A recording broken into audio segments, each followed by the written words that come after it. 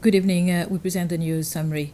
Tomorrow, June the 18th, is Constitutional Day. The highlight of the day is the flag-raising ceremony in the Peace Park. Other activities, such as the Inter-School Athletics Championship, will not be held following the Health Department guidelines due to the COVID-19 pandemic. And tomorrow, President Danifo will address the nation. The speech will be live on SPC 1 and Radio Cecil. And in her message for Constitution Day, the Ombudsman Nicole Tirant-Girardi says that 27 years ago today, on the 18th, tomorrow, on the 18th of June 1993, the people of Seychelles adopted the constitution that ushered in the Third Republic and its multi-party democracy and Charter of Universal Fundamental Rights and Freedoms. The vision was of a democratic system in which all citizens would participate actively in the sustainable economic and social development and uphold the rule of law. In its message, LDS said the date of June the 18th this year is a highly symbolic as the country approaches another exercise in choosing its leadership. It adds that as people enjoy their rights, they must also reflect on their responsibilities as citizens. For its part, the NGO Citizens Democracy Watch says there is no doubt that June the 18th is of great significance to all the people of Seychelles. It says the Constitution is the foundation of the Seychellois nation, the framework for the government, and an instrument of protection for people's rights and freedoms. Following private sector recommendations for better conditions under the private sector relief scheme, the central bank has reviewed the conditions under the scheme. The central bank board has approved to extend the scope of coverage for redundancy health guidelines for workplaces and extension of moratorium from 6 months to 12 months. Central bank has also approved for a private sector large enterprise relief scheme. During a press conference this afternoon, the First Deputy Governor, Christophe Edmond, said that they have approved for a credit line facility of 750 million rupees targeting large businesses with an annual turnover above 25 million rupees. In terms of the criteria, it's more or less the same like for the commercial banks.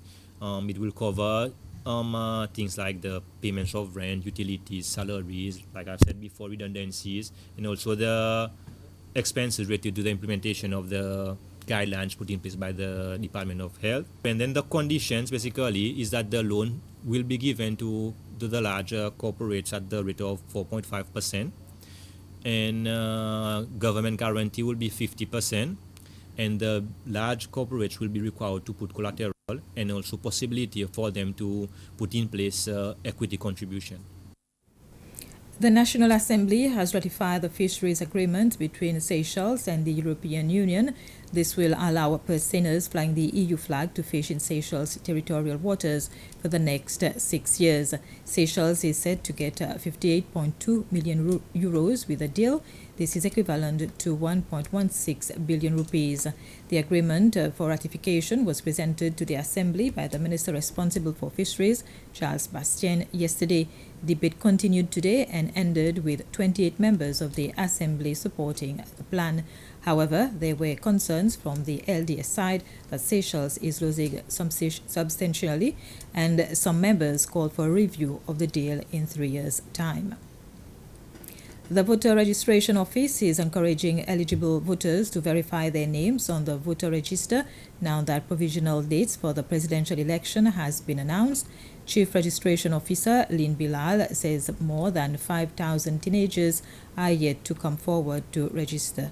Eligible voters can verify their names in their respective regions and at the Commission's office at RT Chamber.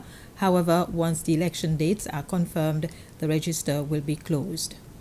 So anyone who qualifies as a voter has the right to come to any of our centers to submit their applications. However, the register will close once the actual dates are announced officially. With regards to first-time voters, we have over 5,000 who are yet to register. However, between the month of January to May, 2020, we've had 608 first-time voter applications, transferred residents, and are now living in a new district. We would encourage them to come forward to submit their application for a transfer because we encourage all qualified voters to register in the electoral area where they are currently residing. Because if they don't submit their transfer application, other qualified voters living in the electoral area where they are currently registered have the right to submit an objection against their name appearing on that electoral area register. More than 150 foreigners left Seychelles last night on board a repatriation flight to Doha in Qatar. Many of those on the Air Seychelles jet were transiting to Europe or Australia, with most going to Germany. The aircraft's departure was delayed for around an hour, while travel permits were sought for some passengers. 17 were held on board briefly for further formalities in Doha, but were eventually able to continue their journeys. This was the news summary. Thank you for your attention.